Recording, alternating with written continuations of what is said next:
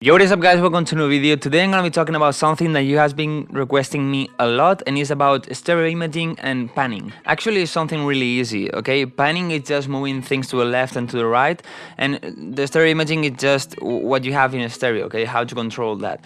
So you need to know that when you have something in mono, that sounds in the center is in mono because the left signal and the right signal are exactly the same. But when you have something in stereo, it's because both signals, left and right, are a bit different, okay? So for example, when you pan things to the left and to the right, you're creating a sound in a stereo because both signals are different, are not exactly the same. And why do we want to move things to the left and to the right? Well, imagine for example a band concert or an orchestra. You don't have all the sounds, all the people in the center in the same spot because it's not possible, okay? So you, for example, in a band you have the singer in the center, maybe the guitarist is on the left, the bassist is in the right, have some trumpets there and some violins there. If you are a drummer, you know that for example the kick is in the center and down, you have the crash there, the cymbals here, the snare here, the toms here, okay? So it's not in the same spot. So if in the track you create more or less this feeling of panning things and one things are on the right and others are in the left, you're gonna create a more natural sound, and also you're gonna create a better mix because the sounds are not clashing and they are not fighting for the same place in the stereo image, you know? And well, before going to the video, don't forget to give a like and subscribe so you don't miss any tutorial, and let's start with it. Okay, so here we have a kick, right, and a clap. So now it sounds like this. Okay, so we can pan things, for example, from here, okay, this is left, this is right, or you can go to the sample and move it left, move it right, or even here you can move things left and right, okay? So well, we can move the right to the left, for example, and the clap to the right. So now it sounds like this. Okay, if you're hearing this in your phone and you're not using earphones, headphones or speakers or things like that, probably you cannot really hear a difference because probably your phone has a mono speaker, so you better use headphones. And as you can see, yeah, now the right is on the left, the clap is on the right, but it sounds super weird. Why? Because we just have the clap on the right, okay, and that's not natural. When somebody claps or makes a noise, for example here, I hear it first with the left ear, of course, but I also hear it with the right, you know? If you just have something on the right, completely on the right or completely on the left, it's gonna sound weird. And especially in this case that the clap on the right are completely different sounds. So if you have more or less similar sounds, you can do this and make it sound more stereo. But if the sounds are that different, it's gonna sound weird. So what I recommend you, what I always do is just use the mouse wheel. So maybe 2-3 times on the left and do exactly the same on the clap. So now we have the kick on the center, the right a bit to the left, and the clap a bit to the right. So now we open a bit the sound and it doesn't sound that weird because on the left we still have some clap sound and it's not that wide, you know, and so the both signals, the left and the right, are not that different. So this was before and this is now. You can do this with all the sounds. What I recommend you to do is try to be as symmetric as possible. Don't have, for example, the clap a bit to the right and the right completely to the left, because this also sounds super weird. Better have symmetric things, and if you have one thing to the left, add another thing to the right in the similar frequency, similar sound, and similar vibes. I also like to pan the uplifters and the downlifters, you know, the effects in general, because most of the times, or always, you're gonna have more than one riser. You're just not gonna have one riser. Probably you're gonna have one or two white noises, one riser, one sub riser, something like this. So why not panning them a bit, you know, to create a bit more space, make this sound a bit bigger and a bit different, and I don't know, a bit more natural, because as I said, you don't have all the things in one place. So for example, I have here these risers. Okay, we have this one.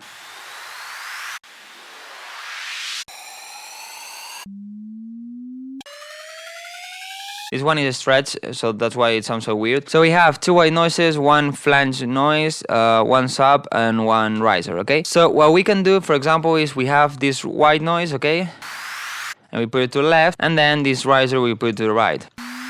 Okay? No, this is what I said. Don't do those things because they are completely different sounds and it's gonna sound weird. But for example, we can, this white noise, move it a bit to the left, even a lot, you know, maybe 50%. And this one, this is not exactly the same one, but it's similar because white noise, we can move it to the right. So before it was like this, and now it's like this.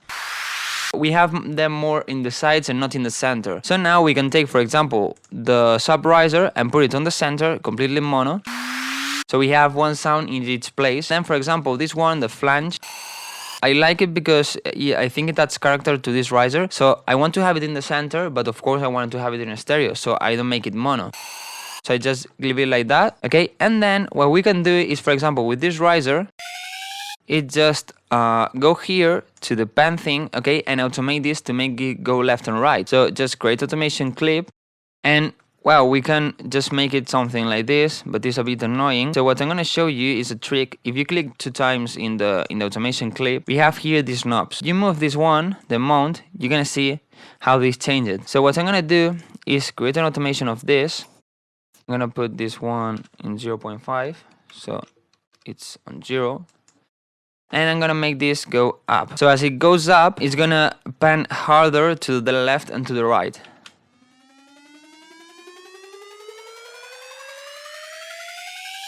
And also, if we click again here, we can control the speed and move it a bit, a little bit. So as it goes up, you can see that this is moving. So it's gonna move left and right faster.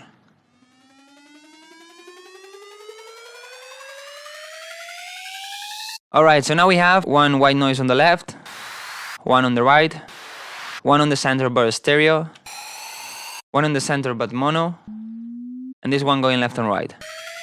So if we compare before, but now it sounds like this. It has a bit more movement, it's a bit wider, a bit different.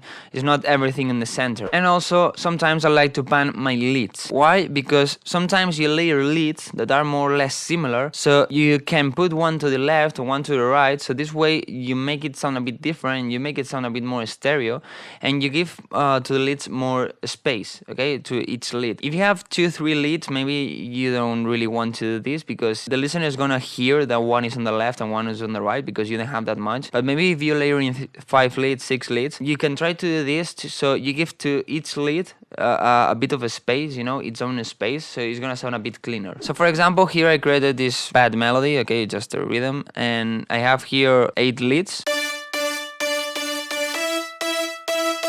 So what can we do? Well, this one we can put a bit to the left, and this one a bit to the right.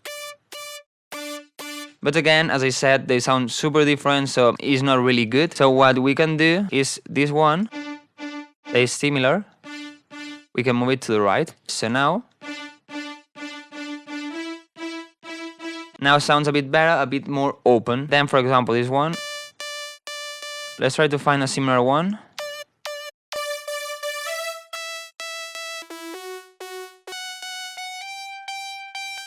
Okay, this is your similar.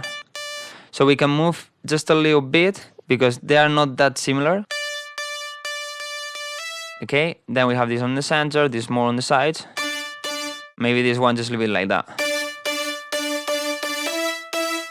Okay, so you open a bit more the space. Also, if you're gonna do this a lot because you have so similar sounds and you do things like that, okay, maybe you could try to make them a bit more mono, because what's gonna happen is that, for example, we play this lead just by itself.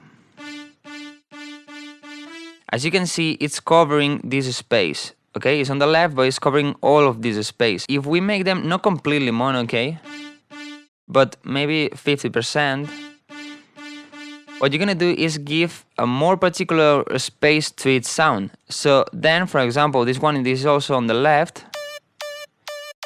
As you can see, it's also covering the same space as the first one. So if we make it more mono, it has a bit more space to itself. So as you can see, this one is like hitting here, but this one is hitting here. So it has a bit more of a space, you know. Just do this if you're gonna pan too hard the things and if you have a lot of sounds. So this is basically all about panning, and now I'm gonna talk about the stereo imaging, and I'm gonna continue with the lead sounds. And stereo imaging is, or the stereo, you know, it's just the sound that you have in the space. So you have things in the center, you have things on the side, you have things covering all of this space, you know, from the center of your head to your ears. So when you're making a song, you want to cover this, especially, for example, 4 leads, 4 chords, keyboards, for pad sounds, for pianos, you know. But some sounds you better want them on the center because you want them to be there, or for other reasons. For example, the sub bass most of the times needs to be in the center. If we play the sound, we can look here. This is the stereo this sound is. If we make it mono, it's gonna look like this, okay? And if we make it completely stereo, I've made every sound stereo and then the bass, that is this one, also stereo, we're gonna have something like this. So maybe you say, oh, it sounds so good, it sounds so on the side, it's super wide and so on, but this is super bad. And the problem is that I hear a lot of tracks from you that you send me to give you feedback that have the leads completely on the side. So what you can do is go to this view here. As you can see, we have a +1 and a -1. You want all the sounds of your song and the song in general to be on +1. It doesn't need to be like this, because this is just mono, but you don't want it like this.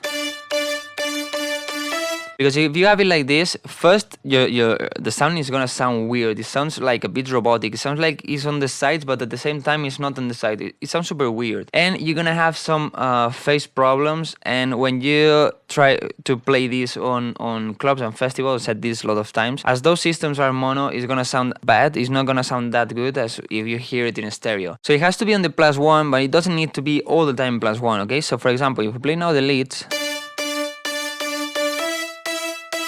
you can see that it goes to the red zone to -1, but most of the time is on +1, okay? So there's not really a problem if it happens this. So what I like to do is check first all of the sounds by itself and check if any of them needs a bit of work.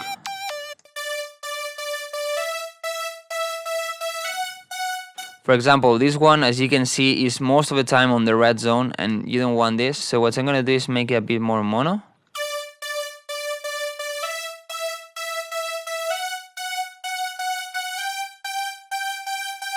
Something like this would be okay because we want this lead to be in a stereo and be on the sides. So making sure that your sound is not in -1 is so important. As I said, there's not a problem if sometimes it goes down. There's not a problem. It's not gonna make your track sound bad, okay? So don't go too crazy with this. Just make sure that most of the time is on top of the line, is on +1. You're not gonna have phase problems. Your track is gonna sound better. So well, guys, these are my tips for stereo imaging. These are my tips for panning things.